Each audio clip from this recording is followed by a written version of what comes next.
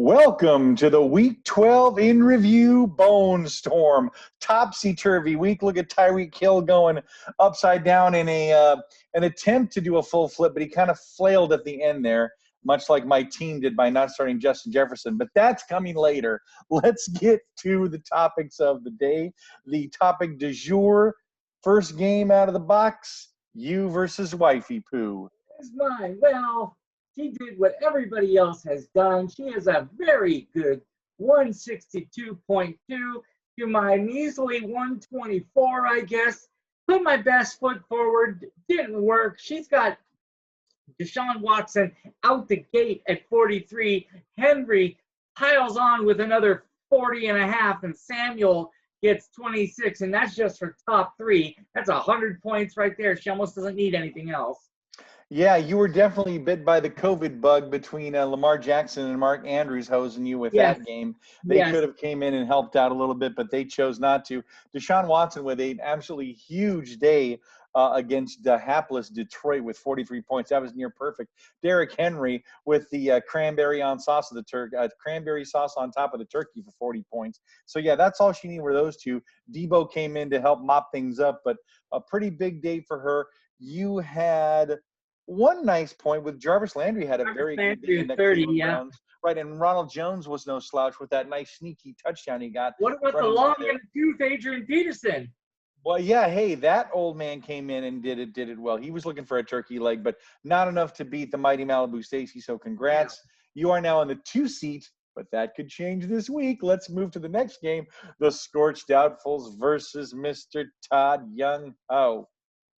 The Scorched Doubtfuls put up a decent 153, but holy shnikes, Young-Ho, my love, 210.66. Very nice, Todd. And I got to say, looking at his top three scorers on my page here, he must have got help from a lot of different players. Mm-hmm. I see Brown with 29.4, Robinson 28.9, Chubb 28.6. He must have had a lot of that. A ton of it. In fact, only one person on his team didn't score more than 15, and that was Brian Hill. Everybody had at least 15 or plus points, some of them upwards of 29 and 28, respectively. Very nice. So, yeah, big day. Clemens put up a great score, certainly respectable, but not enough to overcome good old Todd. I think one of Clemens' downfalls was Dalvin Cook, who has been known for 40-point games himself. Didn't come to play that day. I think he was hurt a couple times in the game. I think he came back, so he's not injured, but not enough to really make a dent in that one. It was much more of a passing game for the Minnesota Vikings. Yeah, he had Aaron Rodgers with almost 34. Oh, yeah, he had a great game. But, again, beside that, David Montgomery had a nice game, and the Saints had a good game in that horrible Denver game with no quarterback.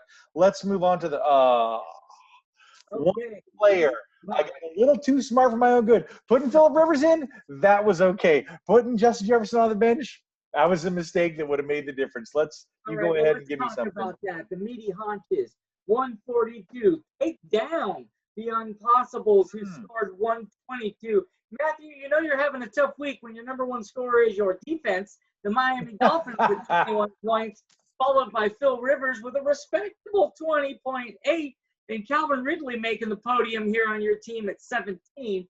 On the flip side, Eckler with 24. Oh, Baker Mayfield. Good week to come back, Eckler. You couldn't have waited one more week. Baker Mayfield with a pedestrian 22, and Pete Parker also with about 22. Yeah, that was a rough day for sure. Again, I have like the Jekyll and Hyde running backs no matter who I have going. Jacobs and Kareem Hunt, both under 10. Really? I mean, I understand Chubb's back, but share the load. Kareem Hunt needs a little bit more to eat.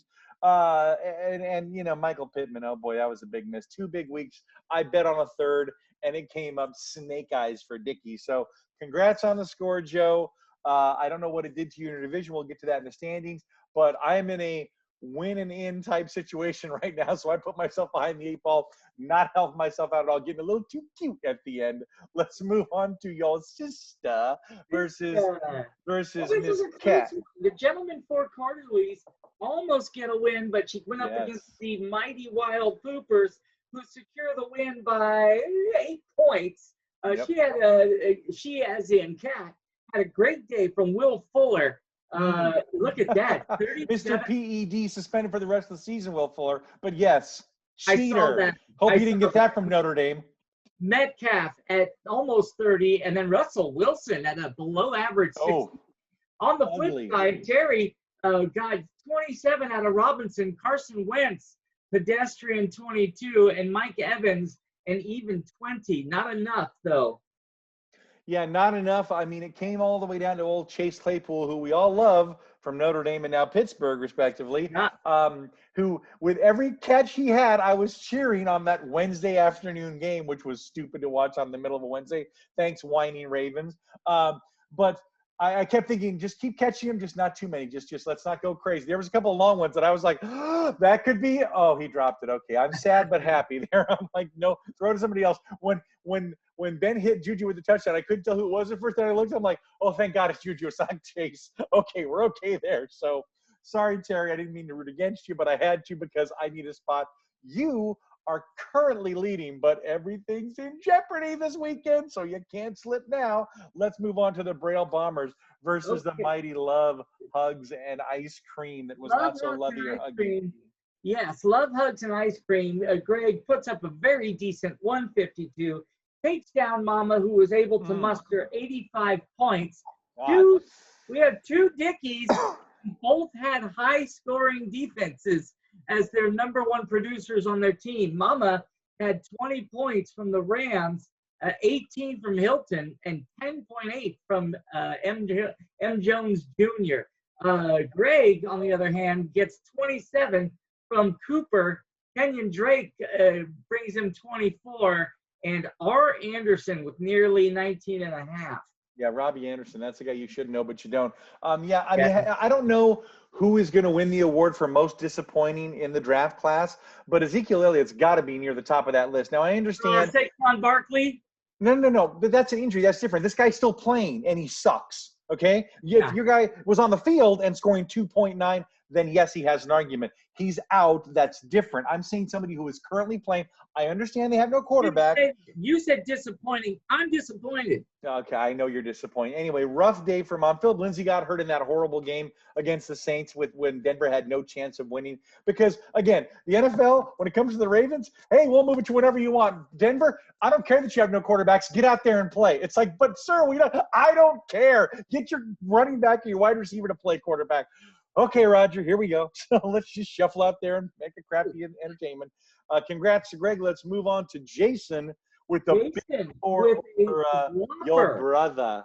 Takes down my brother, but oh my, doubles his score at 218 with most of the help coming from Hill with 63 points, basically. Ooh. That is huge. Did we confirm if that's a record or not? It is close. The record was like 63 point something or 64. Okay. It's one of those two. I did go back and look because Jason did post, I think it was, oh God, was it? I don't know if it was Chris Johnson or if it was Doug Martin. I think it was Doug Martin and somebody Doug Martin on this. Yeah. Right. And he had like 63 point something. So after the game, I went back because I knew Tyreek had a couple more after wherever he was sitting at. And I wanted to see if he did it, but he didn't. I was like, dang it, I was hoping we'd break a record. So not that day, but dang, 62, huge.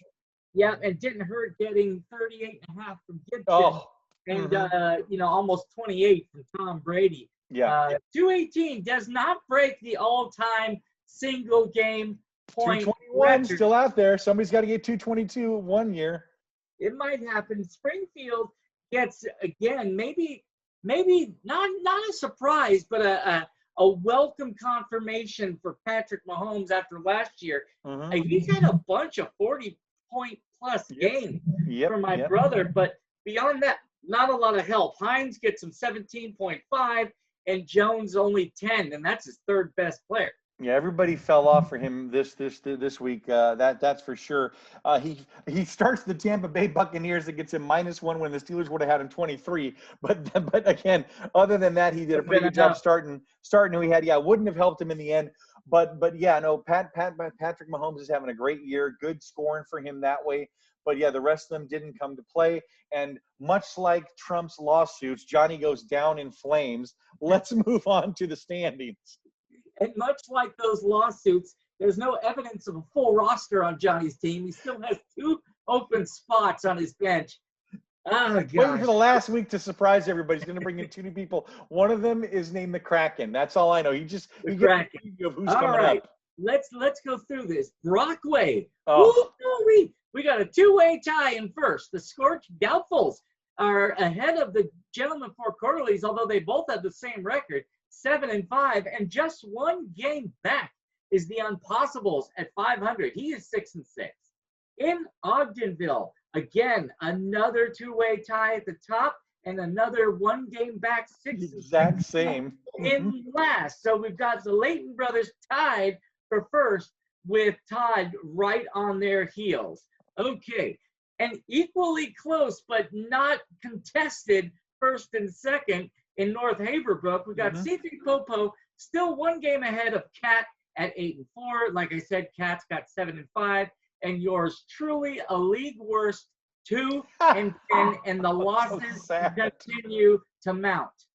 Finally, Springfield. Johnny, despite the loss, is still ahead in his lackluster division there. He's at 7-5. Unfortunately, Malibu Stacy's and Braille Bombers both tied for last at 4-8.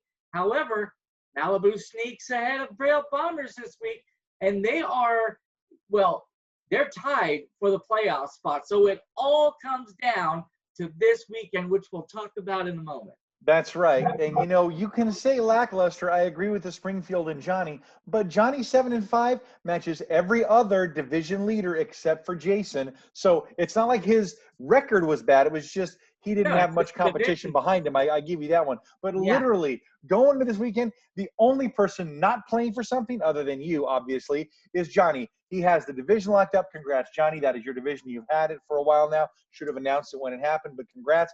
Everybody else is playing for something. Jason can lose that seat if Kat vaults in front of him if she wins and he loses this week, right? And then the biggest ones, obviously, are Brockway, Ogdenville, and then those two teams in Springfield. Everybody in those divisions are playing for the playoffs. Everybody needs to win. Well, Everybody needs to go. I'll tell you something interesting. We talked about this yesterday offline. Brockway and Ogdenville, both in similar situations. You've got two teams in front tied at 7-5, and you have two teams out of playoffs at this moment, but only one game back. In theory, those divisions could be topsy-turvy. Yes. You can go worst to first. You could go first to worst. Exactly. Any combination is possible with enough points. It's going to be a wild weekend. Absolutely, yes. Now, again, for that to happen, both Joe and I have to win. So we have to win. Now, if everybody else loses, it could be, like you said, things could go certainly wild. It's going to be the most exciting last week of the season that I can remember. And Jason and Todd, I'm sure, will chime in and say if they can remember anyone. Normally, it's like, oh, there's one or two teams at the end that are vying to see who's going to get in. Not 1, 2, 3, 4, 5, 6, 7, 8 teams that are all like, we hope to get in. We're all playing to get in this week. I'm just sad I can't be part of it. ESPN certainly thought I was going to be, but that didn't prove to be true. No, you and Saquon. I think Saquon needs to send you something nice, just as a consolation gift, because I think he spun everything out of control. Let's look at the unimpressive waiver wire pickups where some people overspent. That'd be me. And there was only one contested, and that would be Ryan Fitzmagic for $16. Jason loses by $14 to Mr. Clemens. So it looks like Clemens went out and grabbed. Jason has to have money problems. He's got 1, 2, 3, 4 bids in here, and for only zero. one of them for any money at all. I know. Which was Ryan Fitzpatrick for $2. Or maybe he's saving it. Or maybe he's saving it for the playoffs when he might really need it if somebody goes down, right? You know what I just noticed? What? It is, I don't know why I didn't notice this, but his 3-letter acronym. Yes, don't you love it? BLM. I know. Communist. I just noticed that. Exactly. Marxist, excuse me. Let me get that right. So let's move on to the matchups. This is where it's all coming down. This is where the rubber meets the road. Well, not this one, but it does matter to Todd. So you better bring your A game. You better bring your A game, son. I need you to. I did last week against my brother. Yes. I'll do it again. Okay. Again, it's not going to like me, Todd. I think you're safe. But there's still a chance I play spoiler, although I don't want to. I would love to see those divisions fight it out amongst themselves. Mm-hmm. It likes Lamar Jackson at 24. I may put him in and bench Matt Ryan again. Yeah. So far, Harbaugh is not saying if Lamar will play, but ESPN believes he's going to play. On the other side, he's got Herbert, who's expected to get just as much. But without my full lineup, you can't really tell. But I believe it's going to like Todd, roughly 144 to possibly my 120. Yeah, one of the big key games this week for Todd and the NFL in general is going to be that Cleveland-Tennessee game. I think they might be tied with the record, but they're both playing for playoff positioning and playoff berths. You know, not this week for sure, but I mean, it's going to help them either way if they can win that one. So that's going to be a big game. Todd having both Nick Chubb on the running game and A.J. Brown for the passing game. So those two players, who knows how it's going to go? Who knows how tight those defenses are going to be holding on? Herbert, with the addition of Austin Eckler, isn't passing as much. So we'll see if that continues or if it goes back to where he was throwing a lot more. Obviously, I'd like him to throw more to Keenan Allen, please. All to Keenan Allen if you can against New England. So we'll see how that goes. Yeah, I mean, it's a nothing game for me. It's everything for Todd. It's a must-win for Todd if he's going to make playoffs. So unless both those other teams lose, but then he would still – he has to win, right. He must win. If he loses, he's not making it in because he can't even match the record. Let's move on to Johnny versus Clemens. Again, we being everybody in my division, we're all playing pretty monster teams. Most times Springfield puts up quite a bit of numbers. Kevin's going up against that man. Yeah, Springfield, okay. So two teams that are actually projected to score quite well. I think Johnny's got an open slot, so they're both looking to score about 150. Of course, Patrick Mahomes, he's set to get just over 30. Most of the time he scores more than that, but that's what they're giving him now. And then, of course, Aaron Jones and Tyler Lockett, familiar faces on the leaderboard here. He's got Scorch Doubtful's got Dalvin Cook and Aaron Rodgers both getting more than 25. And then it doesn't show the other because they listed his other quarterback. So this one is going to be a close one. Johnny's got it locked up. It's a must-win for Clemens, though. Absolutely. And, you know, Clemens has Dalvin Cook, and I think he also has his backup Madison.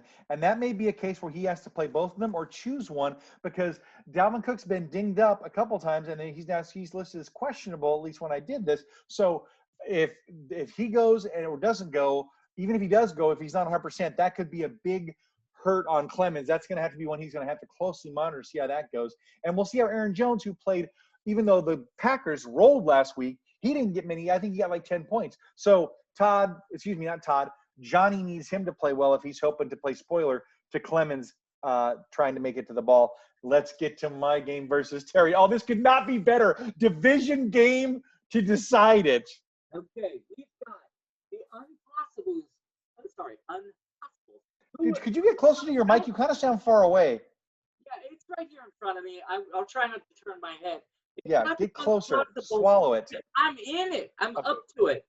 The Unpossibles, they like your team so far. You're projected, at least on here, to 142. Terry still needs to, correct her lineup and add two more. As of right now, it's got 110. It won't stay that way. Yeah. But my guess is it might favor you just a little bit. They like Ben Roethlisberger for the Unpossibles at 22, followed by Hill at almost 21. Terry has a decision to make. Basically, it's 50-50 whether you start Tannehill or Carson Wentz. Yep. Both projected about 20, and then she's got Robinson.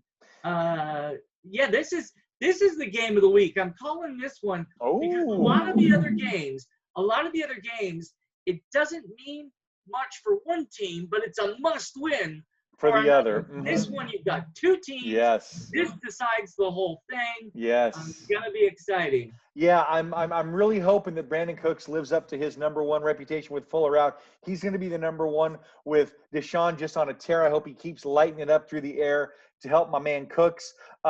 Meanwhile, Chase Claypool is going to cut both ways for me because as a Steeler fan, I want him to do well, but not against me. And again, I needed him to not do well last week. I need him to do okay, but not so well this week again, especially against me. It's going to be a fun matchup. We're going to be watching these scores. I'm sure Terry's going to be all over it, and it is going to be a fight to the end. So good luck, And you know what? We'll see where the bodies lay when it's all said and done with. Let's move on to Greg versus Joe. Again, this might be Game of the Week Part B or same level.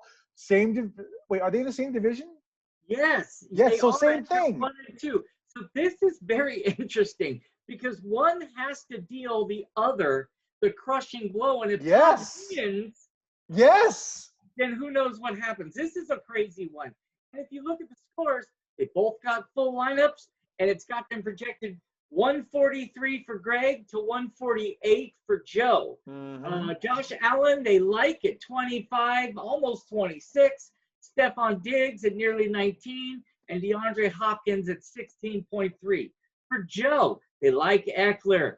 Coming back again, they think again this week at 22 points. And then again here, another question mark at quarterback. Kirk Cousins and Baker Mayfield both scheduled to get about 20 points apiece. This is going to be the co-game of the week, let's call it. Absolutely, absolutely. And there's some very interesting other lines in this one. So even though Arizona has been struggling of late, Kenyon Drake has actually been a recipient of that struggling, and he's done very well the last 2 weeks because Kyler Murray's not thrown as much. But it kind of also hurts Greg because he also has DeAndre Hopkins, who obviously he'd like to get some points too. So maybe it's a good thing he's got two. If one doesn't, the other should. But we'll see if that plays out. Meanwhile, like you said, Austin Eckler coming back, they are feeding him. He is definitely part of the plan for the offense. Let's see if that continues. Does Adam Thielen have another big week now that he's playing because now he's off the COVID list? He should be back this week. Does Travis Kelce have a big day against Denver, who is certainly looking for a little bit of payback or to do a little bit better than they did against the Saints? And if Fitzmagic continues his ways, that's going to help Devontae Parker. So there's a lot of other things that are playing here. It should be a great game. And like you said, this is definitely game of the week because of the playoff implications. Let's move to Cat versus Mama. Again, matters way more to my mom than Cat, but still matters. But go ahead. It's tougher to see when you've got it on one page like yours. But sorry, I've got it on multiple on mine, and we've looked at it here at the house.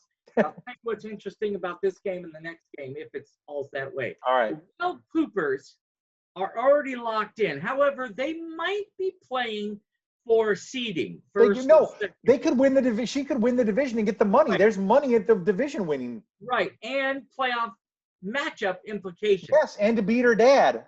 That's correct. Now, on the flip side, the Braille Bombers are tied with Dawn, so this is a must-win for Mama if she expects to get into playoffs. Yep. So, for the Wild Poopers, they got Russell Wilson. Oh, gosh.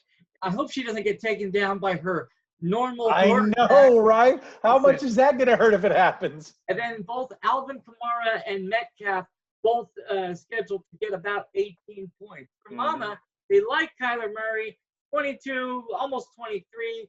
Jared Goff, I bet she starts Murray, and Galladay at about 15, let's say. Yeah, it's going to be interesting because Will Fuller suspended now. That was a big part of her offense. Not the cornerstone, I would say, but certainly a big part. Now, even though Seattle is winning, like you said, Russell Wilson last week didn't put up Russell Wilson-like numbers. Alvin Kamara has not been playing as well with Drew Brees out. In fact, Latavius Murray had the 2 touchdowns last week, not Alvin Kamara. So how will that play out in this one for Kat? Like you said, she's playing for, yes, she'd love to win it. What? So you got something?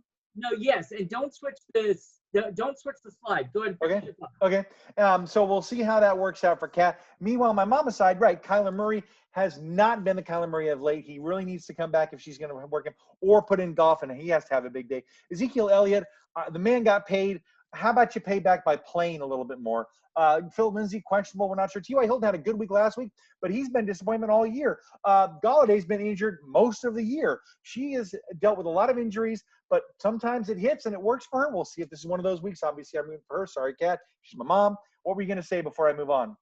So I only covered half of the drama with this game. Now, here's what's interesting.